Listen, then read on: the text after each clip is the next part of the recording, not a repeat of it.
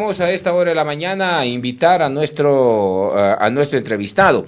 Para ello nos acompañará el general Luis Altamirano. Pongamos un poquito el perfil del general Luis Altamirano, que nos va a acompañar a esta hora de la mañana en los estudios de Radio Noticias Cuenca.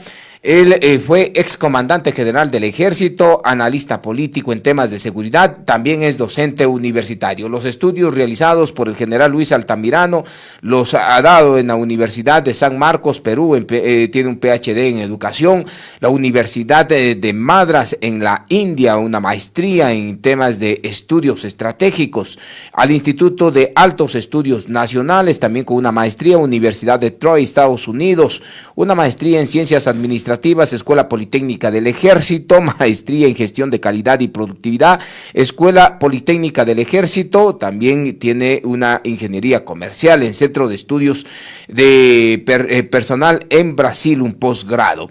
El activismo que ha realizado Luis Altamirano, ha participado en varios programas de investigación y de reformas en el área de la educación, seguridad y tecnología informática.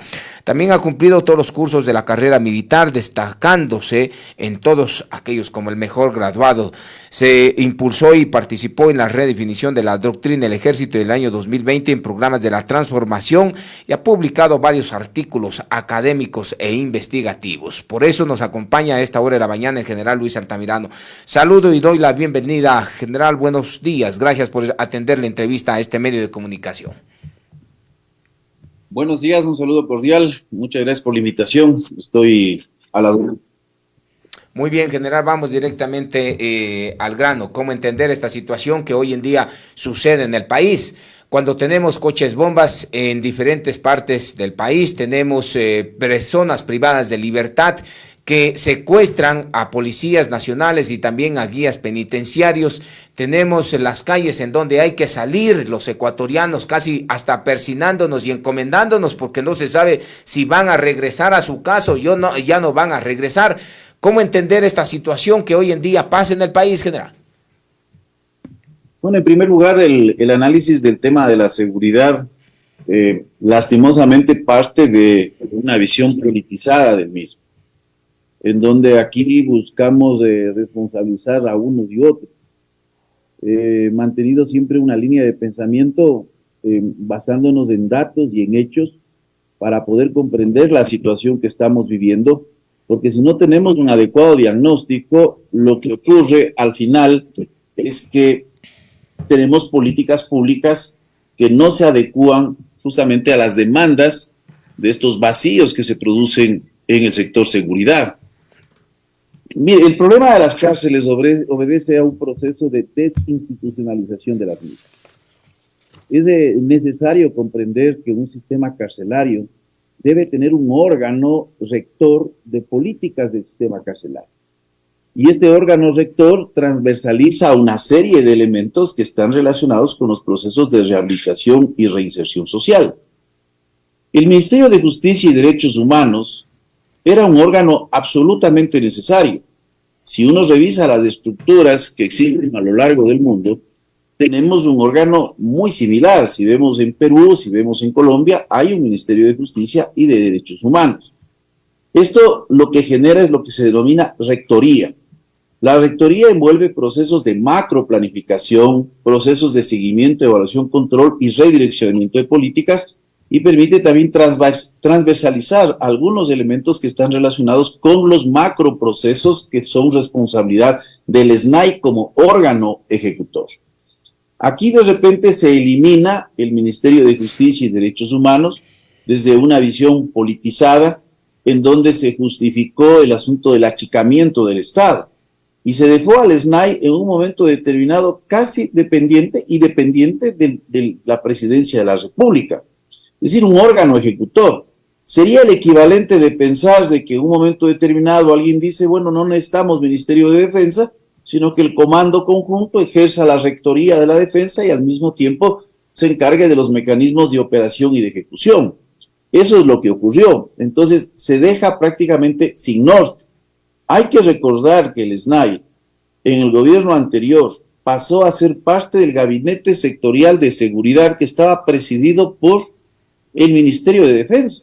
O sea, uno se pregunta, bueno, ¿y qué hace Defensa? estableciendo la rectoría y la dirección del Sistema Nacional de Atención Integral a las Personas Privadas de la Libertad. Por otro lado, lo que hemos tenido es una reducción de recursos. Es decir, no solo se pierde la rectoría, sino que se pierde los recursos para los diversos procesos que tiene responsabilidad del órgano ejecutor. Hoy recordemos que el presupuesto del SNAI es de 135 millones de dólares. Parece bastante, pero en el momento que nosotros desglosamos este presupuesto nos encontramos que 60 millones de dólares están destinados a lo que son egresos de personal en términos de remuneraciones, en términos de obligaciones patronales, en términos de indemnizaciones que asume el SNAI en un momento determinado. Y se dispone apenas de 30 millones de dólares para lo que es los proyectos de inversión. Con eso usted no hace ni construye nada, ni refacciona nada, con el tamaño de un sistema carcelario de más de 32 centros de privación de libertad. Y lo peor de todo es que el año anterior la misma cantidad no llegó a un nivel de ejecución del 50%. En el presente año estamos en el mismo nivel de ejecución, pese a que estamos en el 9º mes del año. Ahora, hay 35 millones de estos 135 que están destinados a lo que son los gastos corrientes, es decir, lo relacionado con los bienes de servicio y de consumo. En esta partida de 35 millones, si nosotros dividimos para 32,000 personas que están en el sistema carcelario, equivale a un valor mensual de $91.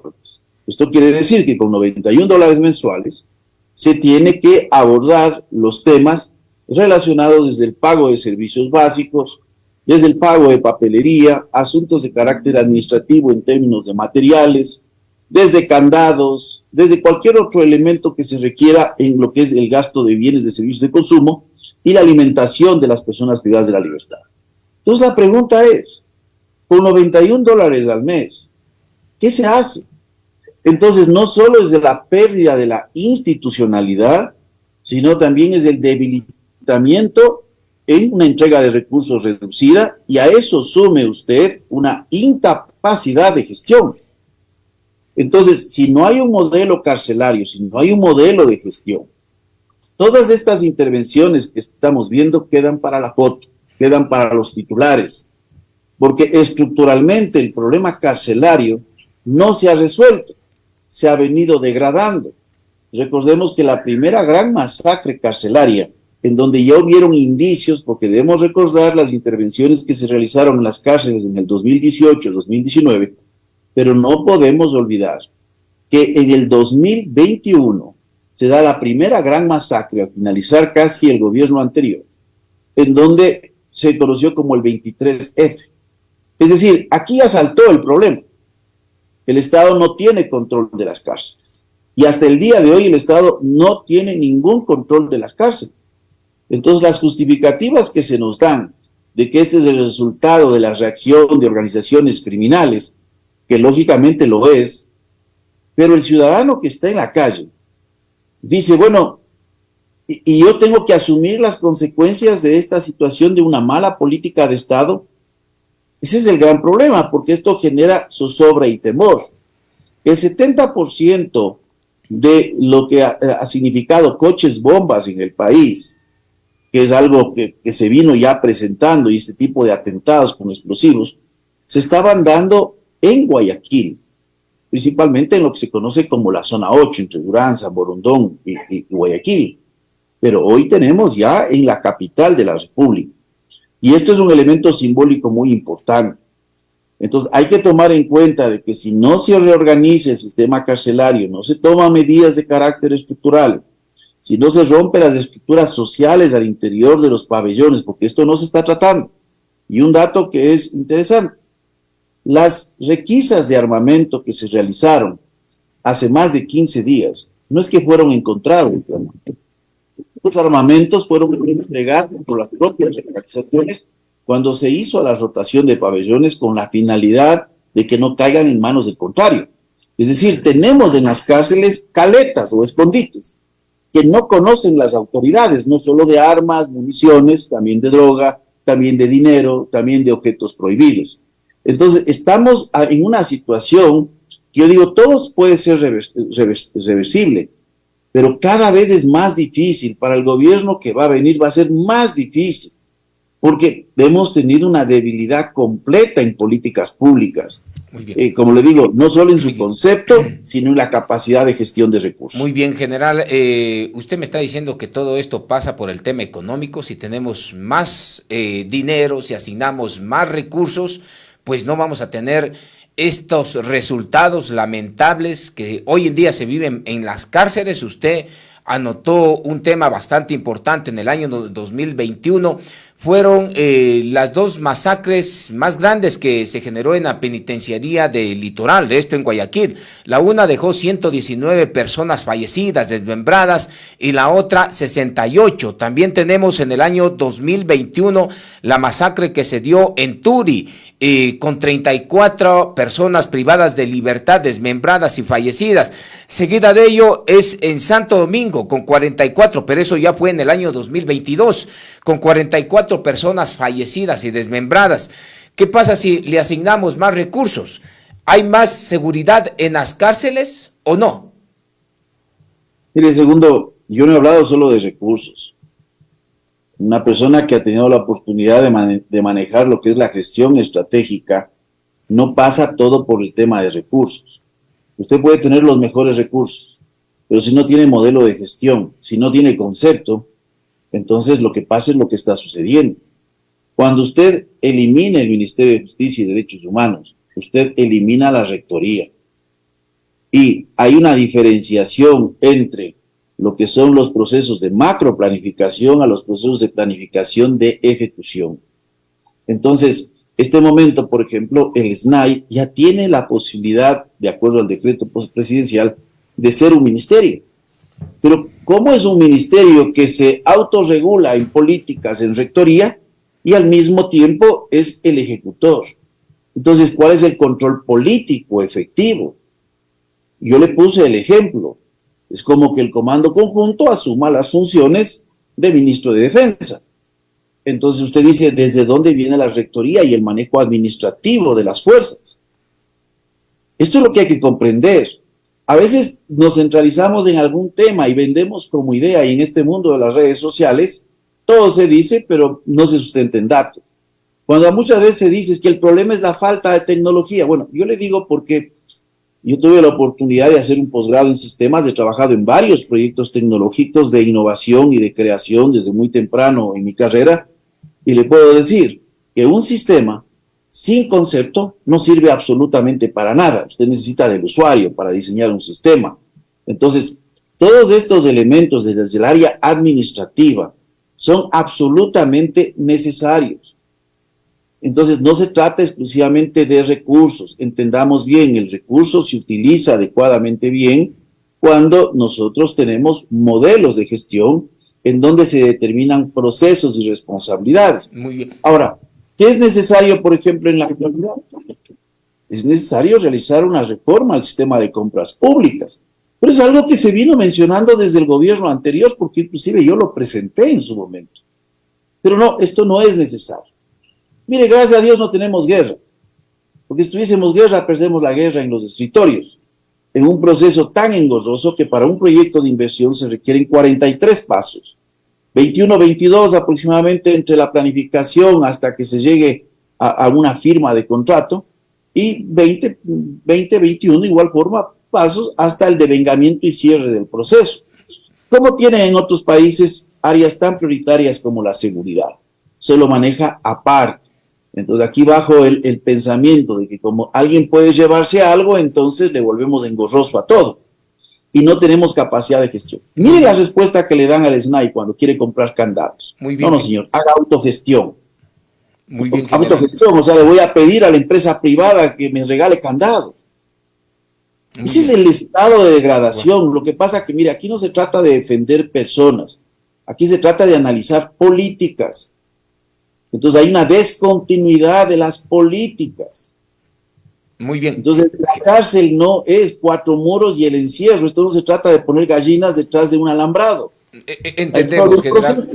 Entendemos. Ahora, Va por dos lados, entonces, el tema de recursos económicos y la falta de institucionalidad. Entonces, lo que hoy vemos en el país, lo que hoy vemos los ecuatorianos en las calles, dentro de los centros de privación de libertad, es el resultado de la clase política, porque usted habla de un tema muy interesante. Por ejemplo, el asunto de la adquisición de necesidades que tienen las instituciones. Para adquirir nomás esto hay trámites demasiado engorrosos y esto no lo puede solucionar quien está al frente de una penitenciaría ni nada de eso, si no hay una ley que regula aquello y esta ley se tramita directamente, la reforma no la pueden tramitar los diferentes niveles de gobierno, el presidente, sino sabemos que él es el legislativo. Por lo tanto, le pregunto a usted, general Luis Altamirano, lo que estamos viendo y lo que estamos teniendo hoy en el país es el producto de la clase política que tenemos los ecuatorianos. No, lógicamente es producto de las decisiones políticas, porque cuando se está en políticas públicas se toman decisiones de carácter político. Ahora, no nos olvidemos que el problema en el sector no solo es del legislativo, que tiene un peso enorme, pero nadie ha presentado una propuesta seria en la modificación de esta área. Pero hay algo que es fundamental, hay aspectos que están en reglamento que fueron incluidos, como por ejemplo, obtención de avales, obtención de certificaciones, que hacen más engorroso el proceso. ¿Quién puede derogar estos procesos? El propio presidente de la República. ¿Ha hecho algo para cambiar esta realidad? No ha hecho absolutamente nada, porque le digo, mire, he trabajado en el área del sector público. Conozco cómo se manejan estos procesos y lo complicado que es. Trabajo en el área privada, inclusive soy profesor y he sido profesor universitario de aspectos relacionados con mercado de valores, análisis de riesgos financieros, temas realizados con normativas. Y una cosa, y doy planificación estratégica empresarial, entonces hay una gran diferencia entre el sistema de administrar lo público y de administrar lo privado. Cuando usted administra lo privado, usted puede cambiar el rumbo estratégico de una organización fácilmente. Cuando usted administra lo público, no puede cambiar ese rumbo estratégico con facilidad. Entonces, hay que comprender esto, porque cuando yo tengo un mapa estratégico, no hay que olvidarse que la empresa privada tiene en el último nivel lo que se conoce como el elemento financiero. Es el elemento financiero que está en el tope, que es la generación de utilidades. No hay una empresa privada que funcione simplemente para generar servicios gratuitos, a excepción, por ejemplo, cuando se trabaja con ONGs u otro tipo de organizaciones de carácter caritativo. Pero la base, en cambio, del mapa estratégico de una organización pública es lo financiero, que se conoce como económico. Es decir, se capta recursos porque al final lo que está en la pirámide final es el equivalente al cliente que está en lo privado, que se conoce como la sociedad. A la sociedad hay que entregarle los servicios. Entonces es diferente la mirada y el concepto. Y más allá de aspectos tecnocráticos que son engorrosos, de normativas y todo, es necesario conocer, usted no puede improvisar. Entonces la improvisación nos va haciendo perder tiempo y la improvisación hace que las políticas públicas y su ejecución no se puedan concretar. Muy bien, general, entonces hay ineficiencia por todos los lados. El ciudadano común no entiende de tantos trámites tan engorrosos, de la ineficiencia en las instituciones públicas. El ciudadano común, si usted va a las calles, dice, wow, qué tan difícil se le hace al Estado ecuatoriano, pues garantizar por un lado la vida, la integridad por lo menos de esas pobres personas que han sido desmembradas en los centros de rehabilitación y dar seguridad a los ecuatorianos al interior como lo establece el 158 de la Constitución de la República del Ecuador. ¿Por qué no se aplica, general, ahí usted tiene más conocimiento de aquello? Dice, ¿por qué no se aplica el modelo Bukele acá? ¿Qué tan difícil se le vendría a hacer al Estado ecuatoriano tomar el control, por lo menos, de las cárceles del país? Bueno, en primer, cuando alguien hace esta pregunta, a lo menos de una conversación informal, en varias ocasiones les he preguntado, ¿cuál creen que es la dimensión territorial de El Salvador? Le pregunto también sobre si es que tiene acceso al Atlántico, al Pacífico, o tiene acceso a los dos mares. Le pregunto algo sobre su historia. y realmente nadie me sabe responder esto. El modelo Bukele es algo que está muy vendido en las redes, como parte de una campaña publicitaria de consolidación de un presidente en un área que es altamente conflictiva, con un problema e historia diferente a la del país. Entonces, cuando hablamos del modelo Bukele, nos estamos olvidando también del otro lado, que es la grave afectación que se ha tenido a los derechos humanos de personas inocentes. Lo que pasa es que es fácil decir, difícil de actuar. Tenemos legislaciones, primero, diferentes.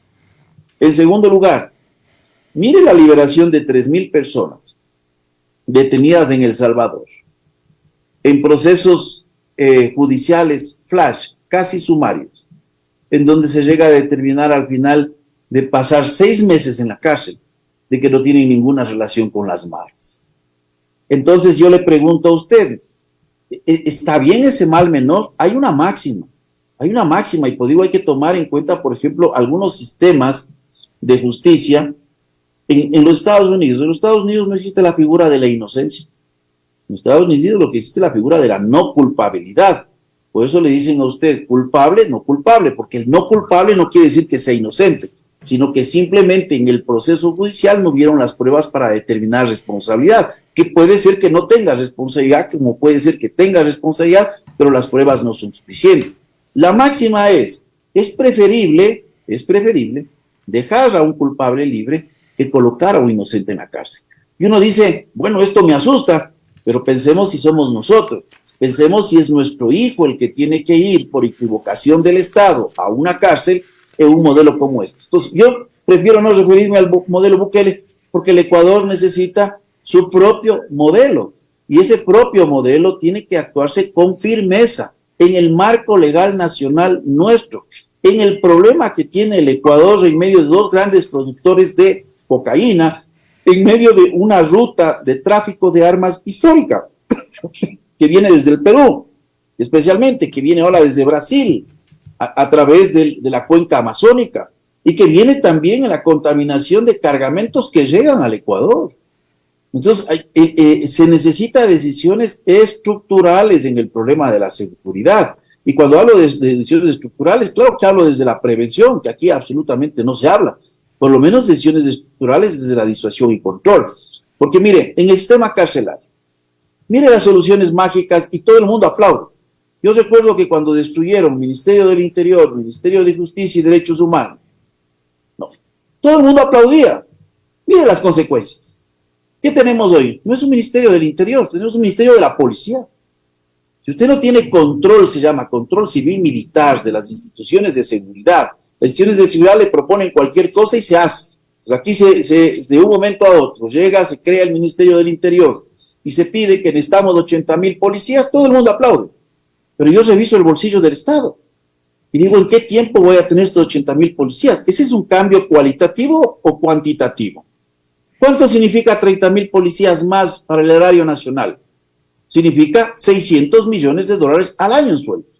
La gente dice, pero es que la seguridad es importante. Sí, pero reviso el bolsillo. Un empresario privado lo hace, si no quiebra la institución.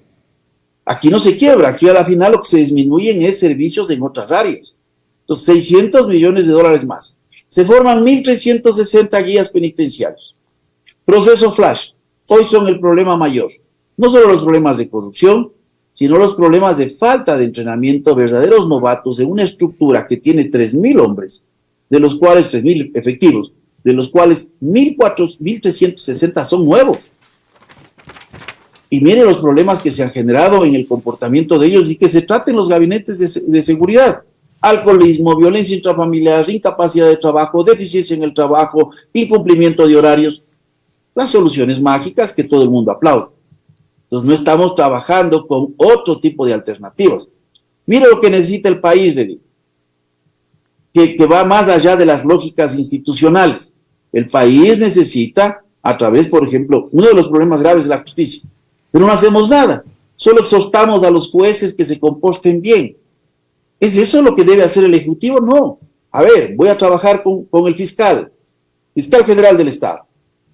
Él o la fiscal, está en el momento. Vamos a crear un cuerpo técnico de investigación dentro de la Fiscalía. Vamos a traer gente de Colombia. Esto lo tienen muchos países del mundo. ¿Para qué? Para que esta sea la unidad de investigaciones y sigue existiendo la policía judicial como un elemento transitorio de 5, 10 años o inclusive permanente, porque regrese a ver a Colombia. ¿Qué hizo Colombia? Después de los atentados terroristas que se dieron por organizaciones del cartel de Cali, cartel de Medellín, no olvidemos el ataque al DAS, no olvidemos el ataque o el avión de Avianca, dijeron, señores, es que la policía está penetrada. ¿Qué hay que hacer? Vamos a crear en la Fiscalía el Cuerpo Técnico de Investigación. La Constitución lo dice. Si alguien me dice necesitamos reformar algo, no hay que reformar absolutamente nada.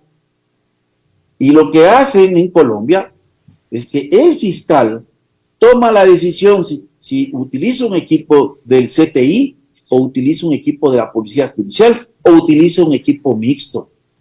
Entonces usted está trabajando cualitativamente. ¿Cómo pensamos que vamos a cambiar la realidad del país si el diseño institucional no obedece a la situación, si es parte de la destrucción de un diseño institucional el que genera este tipo de problemas? Y hoy tenemos que ir a otro tipo de rediseño institucional. Entonces, seguimos peleándonos espacios. Claro, si usted dice esto, la policía no va a querer. Porque si la policía ahora quiere hacerse cargo de migración, la policía quiere volverse cargo de tránsito. Por favor. O sea, eficiencia. El concepto de eficiencia es absolutamente necesario. Muy bien, general. Si no tenemos esta eficiencia actualmente, ¿quién va a seguir mandando en el país? ¿Va a seguir mandando el Estado ecuatoriano en su conjunto o va a seguir mandando los grupos delincuenciales organizados, como los choneros, los lagartos, los lobos, o esta coalición de organizaciones delictivas conocida como Nueva Generación? Si no hay esa organización que usted plantea, entonces, ¿quién va a estar al mando del país actualmente? Mire, el que va a salir perjudicado aquí es la sociedad en general.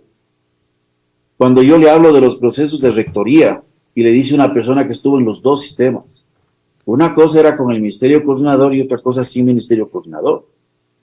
Porque el Ministerio Coordinador no es que articulaba el trabajo de Fuerzas Armadas y Policía Nacional de forma exclusiva, sino articulaba el sector seguridad, y el sector seguridad no solo está el ECU 911, no solo está la Secretaría Nacional de Gestión de Riesgos y Emergencias, no solo están todos los cuerpos que se involucran a través de políticas transversales que están establecidos en el Código Orgánico de Entidades de Seguridad Ciudadana y Control del Orden Público. También están agencias reguladoras como la de control de hidrocarburos, la de control minero, está el Servicio Nacional de Aduana, se articula las políticas. Cuando usted sustituye toda esta estructura con un órgano temporal ad hoc, en donde solo puede sesionar con los titulares, se pierde todo tipo de control. Es como pensar en una casa que las decisiones solo se toman si está papá y mamá presentes. Entonces, si solo se pueden tomar con los dos presentes, no se toma ninguna decisión y se sigue postergando. Entonces, es el diseño institucional algo que ha fallado. Cuando se da el proceso de paz en Colombia, 2016, yo recuerdo porque todos los estudios, yo trabajé en el Centro de Análisis Estratégico de Fuerzas Armadas, fui su director y creador en su momento en el área de inteligencia, y ahí se mostraron los informes de la grave situación que se venía con el proceso de paz en Colombia. No es que podíamos estar en contra del proceso de paz, es un país soberano. ¿Qué se generó en este proceso de paz? Un vacío de poder en la zona de la frontera sur colombiana, en el centro del país, en los lugares de cultivo, y en el sector norte, en la frontera con Venezuela y con Brasil. Esto fue ya con la presencia de mafias internacionales, carteles mexicanos y mafias europeas como la albanesa y la mafia de los Balcanes. Esto se redefinió y muchos de los cultivos del centro de Colombia, centro-oeste, desaparecieron. Y yo no le digo de teoría, porque aquí la teoría es fácil, ¿no? En las redes sociales digo cualquier cosa. El CIMIC, que es el Sistema Monitoreo Integrado de Controles de Cultivos Ilícitos, con el auspicio de las Naciones Unidas y el gobierno colombiano, determinó que los cultivos migraron hacia la frontera con Venezuela y la frontera con Ecuador. Muchos de estos nuevos cultivos fueron hechos con semillas modificadas, produciendo de 2 a 3 cosechas al año. hoy tenemos una producción mucho mayor de lo que teníamos antes. Hoy estamos hablando ya de 1.500 toneladas de producción. Y echar la culpa es que, mire el discurso grave, ahora estamos capturando lo que antes no capturaban. Yo le puedo decir, nadie ha recibido ninguna orden en gobiernos anteriores de no capturar. Y los datos estadísticos lo señalan. 2016 fue una de las capturas más importantes de droga, 110 toneladas. 2020, en plena pandemia, con restricción vehicular, con disminución y contracción del tráfico internacional marítimo, 128 toneladas.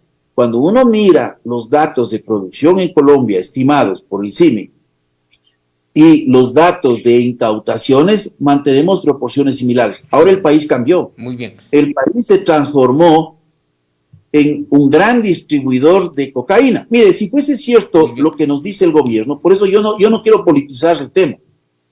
Si fuese cierto lo que nos dice el gobierno, no habríamos pasado en el año 2022 a ser el primer exportador de cocaína a Europa. Revise, por favor, el informe de las Naciones Unidas que salió en marzo del 2022, en donde dice que el 25% de la coca capturada en Europa viene desde el Ecuador. Entonces, como que se contradice el discurso. Yo lo que digo es que vamos a tener un presidente, hay que formar un proyecto de unidad nacional, hay que tener una política de Estado y dejar de atacarnos con cosas que inclusive no explican el fenómeno y que no ayudan a comprender en el diseño de políticas públicas. Muy bien, muy bien, en ese contexto, me quedan pocos minutos, general Luis Altamirano, y gracias más bien por atendernos, pero estamos frente a un proceso electoral y nos hará bien, por ejemplo, dentro del marco del proceso electoral, estar diciendo no a las bases o a instalaciones o a la cooperación internacional o a la asistencia recíproca entre estados. Nos hará bien para los ecuatorianos, por ejemplo, tener y consolidar la ciudadanía suramericana, y nos hará bien a los ecuatorianos nuevamente meter las manos a la justicia con estas comisiones de la verdad. ¿Qué cree usted, general Luis Altamirano? Un país tan desinstitucionalizado, apreciamos las cosas del lado político que tenemos preferencia. Como no tengo preferencia en lado político, puedo opinar abiertamente. En primer lugar, hay una constitución del 2008. Nos guste o no nos guste. El presidente que venga tiene que operar bajo ese marco. Y fue una decisión del pueblo ecuatoriano. Ahora, la cooperación internacional es absolutamente necesaria. Pero no pensemos también que el problema ecuatoriano nos van a dar resolviendo desde afuera. Pero sí la cooperación. Pero lógico, en eso estamos claros. Pero al decir que no queremos cooperación, ¿qué estamos entendiendo? Que no queremos apoyo. Es un problema transnacional. Yo le pregunto lo siguiente. Y recuerdo cuando teníamos el ATPDA aquí en el Ecuador, que era este acuerdo andino de preferencias económicas y arancelarias. Yo me pregunto, había una contrapartida en el control de armas que vienen también escondidos en cargas navieras desde varios países del mundo hacia el Ecuador. Muy bien. No hay. Entonces, sí hay que tener una cooperación. ¿Qué es la cooperación internacional? Cooperación en inteligencia. Muy bien. Cooperación en asistencia. Cooperación en equipamiento. Cooperación en capacitación. Y el Ecuador no puede jugarse por uno. El Ecuador no tiene un peso geopolítico. Miren, yo les he dicho a muchos, ¿usted cree que el interés de los Estados Unidos, del Ecuador, es igual que el que tiene sobre México o el que tiene sobre Colombia? No, no lo es. Tenemos un peso específico menor. El Ecuador hay que ser inteligente, hay que jugar con actores como China, hay que jugar con actores como la Unión Europea, con los Estados Unidos, con Brasil, con todos. Me queda claro que también le ha hecho al Ecuador tener una ciudadanía universal, abrir las fronteras. Mire, esto ha generado, sí, graves problemas. Pero cuando hoy se habla, por ejemplo, dice, es que hay que exigir récord policial o antecedentes criminales a quienes vienen al país, todo eso tiene que manejarse con pinzas. Es otro discurso que la gente no comprende. El Ecuador tiene el derecho de establecer las relaciones de reciprocidad con quienes convengan. Por ejemplo, Si yo quiero viajar a Turquía como ecuatoriano, soy libre de entrar a Turquía, no necesito visa. No necesito visa, porque hay un acuerdo de reciprocidad. Yo estudié en la India, y para viajar a la India tuve que necesitar visa. Si viajo a Estados Unidos, tengo que hacer una serie de elementos porque Estados Unidos me exige. Nosotros no exigimos nada a los Estados Unidos acá. Es lógico, ¿cierto?